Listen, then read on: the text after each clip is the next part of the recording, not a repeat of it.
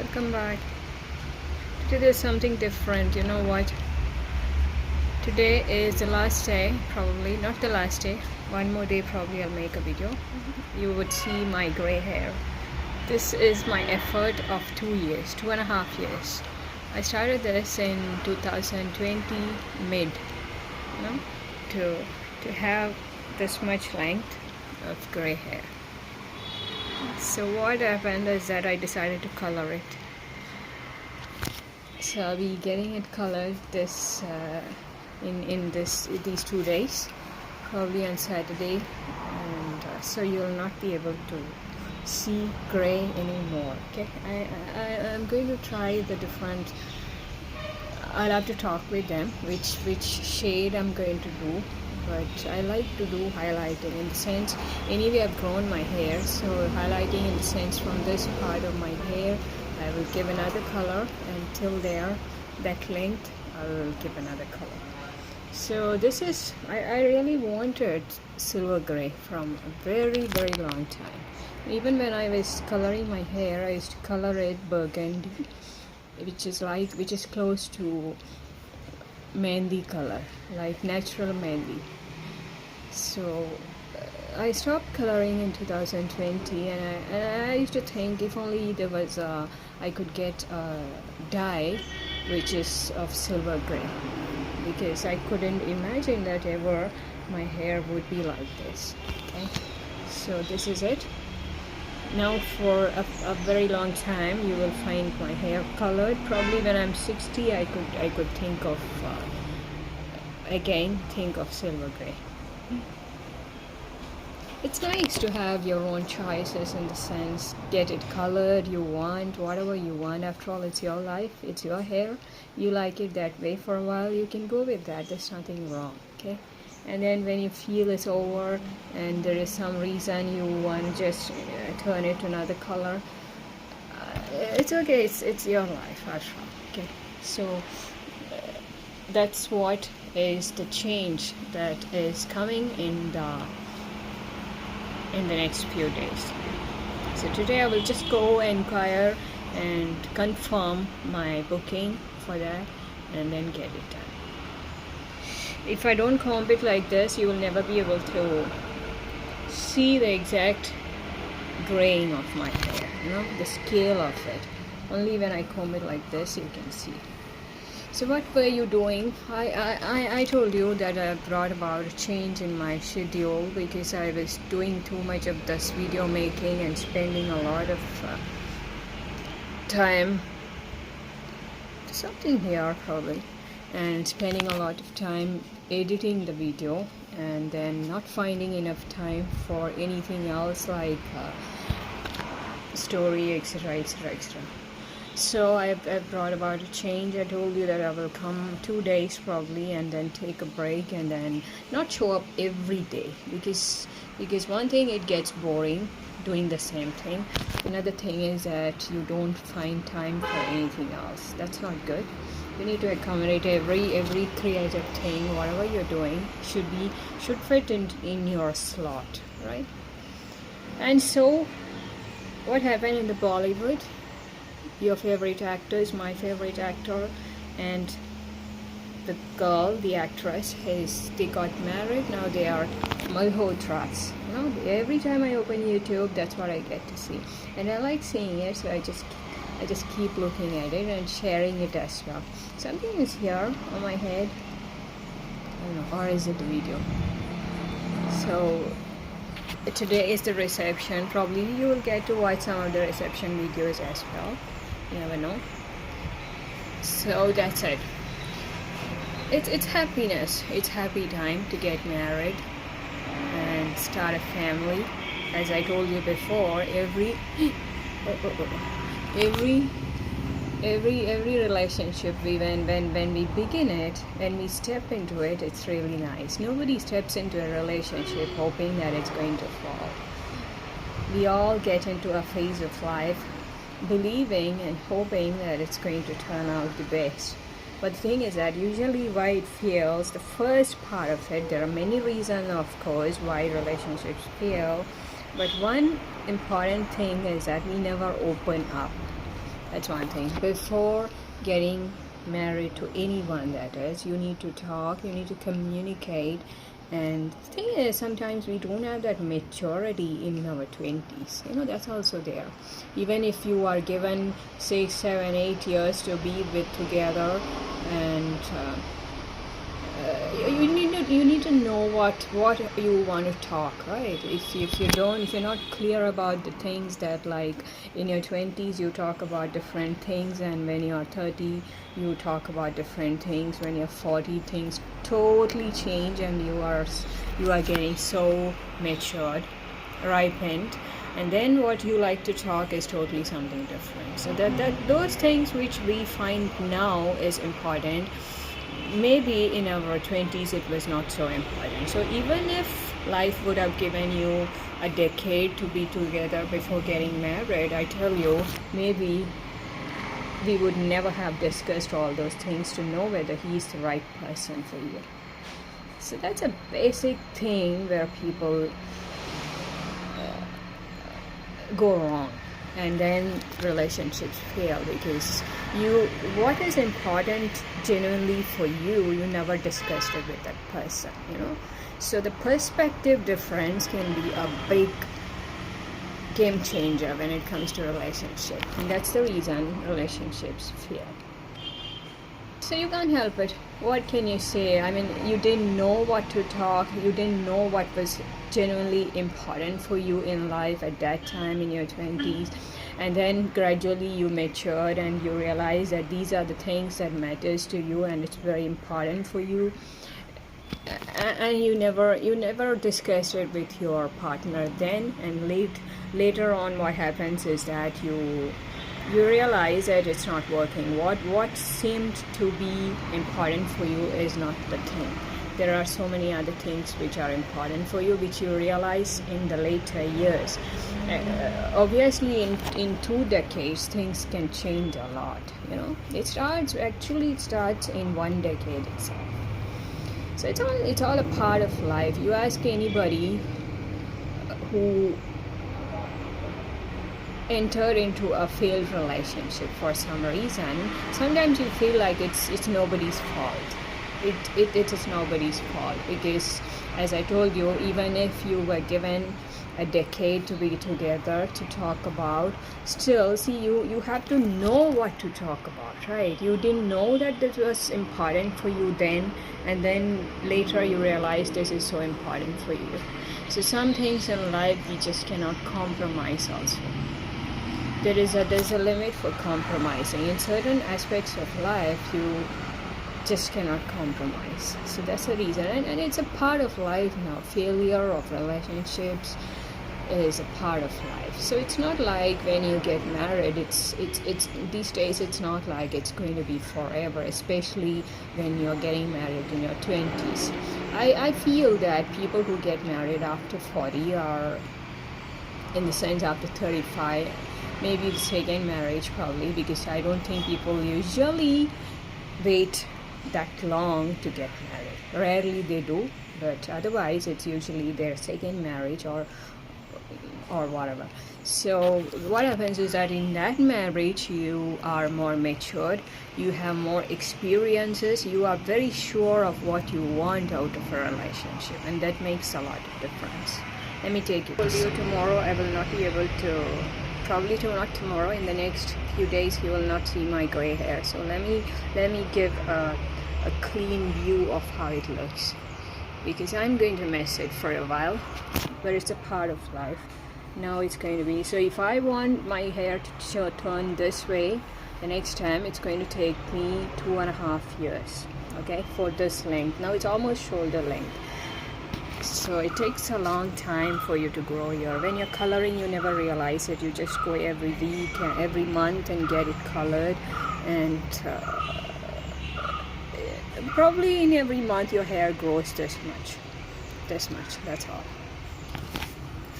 So that's about it. Okay, so no worries when you start a relationship. Do just go with it. Start it with good hopes, and everybody wishes you well. All the blessings are there, and try your best that it works out in every way. But if it doesn't, have the courage to move on in life. That's as simple as that. Because that is my personal view. Because life must go on, and it's not like it ends there. You have more in life. Sometimes we all make mistakes. It's just a mistake that you do sometimes. Why relationships fail, the realization comes very late. And then now that you know what you actually want from a relationship, you cannot jump into any other relationships, because that is not what you are looking for. There are many things that you look for in a relationship. Marriage is a very, very serious thing. Very serious thing, which is not included in any of the curriculum, I say. I used to wonder why it is not in the curriculum, why nobody teaches you more and more about marriage as an institution. I did learn about it in Manusmriti when I was doing my law in the 3rd or 4th year. That is when I even heard this term that marriage is an institution. Until then, for us, marriage was a ceremony. It's just a ceremony. It just goes on, and you get into it. You don't know the complications of getting married.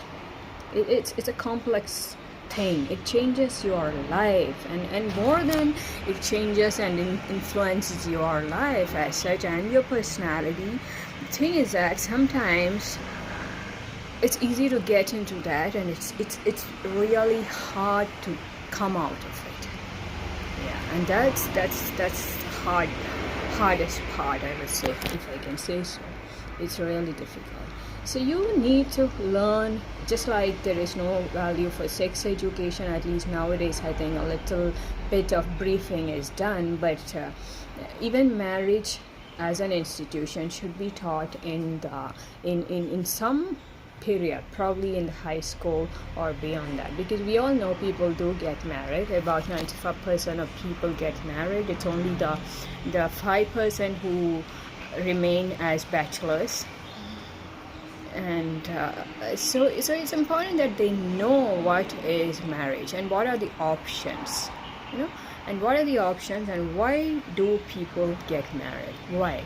Because it's not just one thing. There are so many reasons why people get married, but usually we only know one reason. It's probably two reasons. It's just for the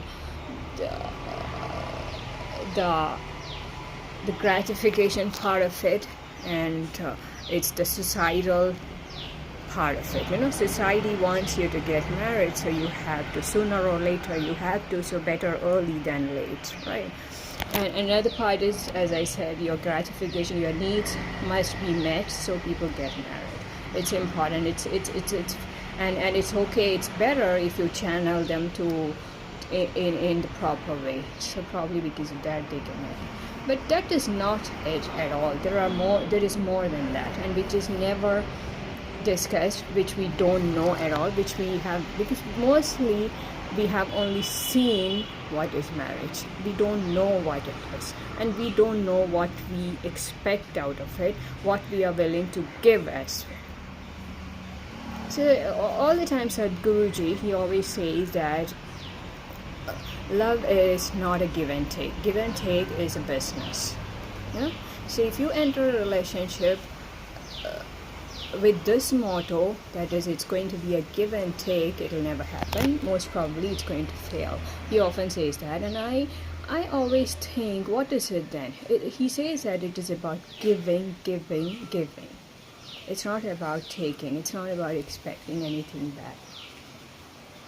I find it very, very hard to accept, because I believe that a relationship is about give and take. How much can you give and you never get back?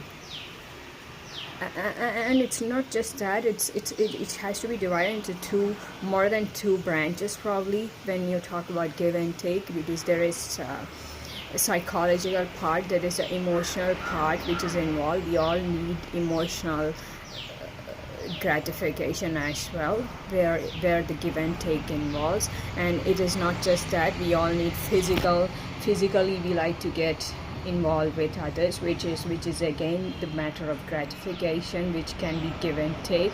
If it is only giving, will it work in a marriage? No, it doesn't work. So probably what he said, I used to always think about it, and I came to a conclusion that probably a relationship, emotion can be based on giving. In the sense, when you love someone, you just keep giving. It's unconditional, and you are willing to give. But when you turn it into a relationship, it doesn't work. It no longer works because it is based on give and take. That's a change that comes from love when you turn it to a relationship, because you don't get anything back and you keep giving, you kind of run out of resources or whatever you are giving. It is not there, and particularly when it is a relationship, there are so many complications. It's not easy at all. I don't know, I would like to meet someone who believes that marriage is so easy. After 10 years of living together, I like to meet them, and I like to get their notes and experiences, why they feel it's easy, how they feel it is easy, so that the people can make their married life also easy. I will not ask anyone who has just got married. I would definitely ask someone who has lived in a relationship for 10 years. I like to know from them.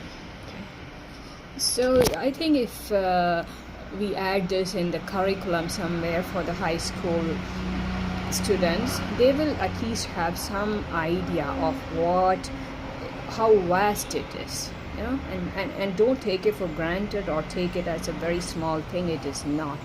And how much of a role marriage as an institution plays in building a society is also something that you need to take care of. You need to know that, because you don't know it. That's the reason we have never ever discussed it before you just go on the stage or you start looking for proposals, alliances at certain age, because as I said, it's only for 2 reasons that you get married. But some people get married for more than 2 reasons, and for them they need classes, they need to understand. Probably there are some books which you can read through, but then what if you don't take it seriously? You read it and you don't take it seriously. It's better if you have a chapter in curriculum in the high school, probably from 9th, 10th, 11th, 12th. You can learn about marriage, because you have to go through it. Then why not be prepared for that?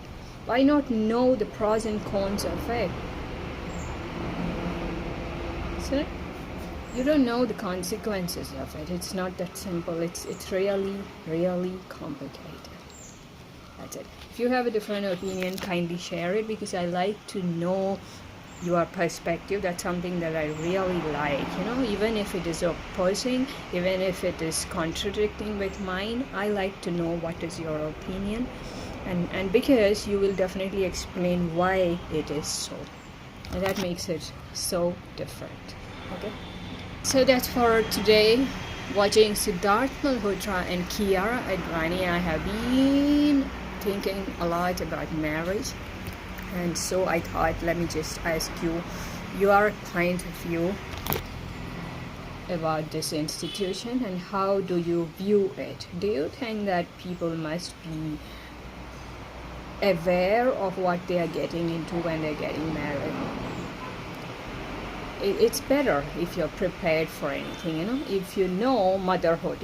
Let me talk about motherhood. This is really interesting. Just like marriage, when women get into motherhood, usually it just happens so, usually just so happens so, or they just think it's really nice to have a child who looks like me and my husband, and let me just go through it. See, everybody has a child, it's time for me to have a child.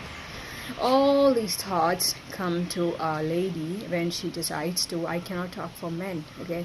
So I'm telling you about what my experience is. So that's a reason usually a woman goes into motherhood, because she wants it badly to experience everything that others are experiencing. and everybody likes personal experiences, no, rather than seeing others do it. It's if you have the freedom to go through it, why not? So that's the reason. But then when you get into motherhood, you take the help of everybody else. I've said this before. A new mother, she's so new that she doesn't know how to handle the child. You need the entire world with you to take care of the child. And it doesn't end there at all. It's just the beginning of a new life when you become a mother. From there it starts, and I don't know where it ends. I think it doesn't end at all. It's just a beginning which has no ending. So that's how it goes. So is it not good to include these subjects in your curriculum? You are learning about moral science, you are learning about history, which happened centuries ago probably, and you feel that there is some good thing that comes from it. There are lessons that's the reason it's included in your curriculum. So why are you not including these subjects in the curriculum, which is so practically required for people once they are stepping into adulthood? It's something that they go through. But how do you expect people to learn so much by watching others too? I don't know. These are things. That's the reason so many people struggle getting into marriage, being a mother. It's not easy because you don't know. You've never read about it. It was never there in the school. See, nobody taught us about it.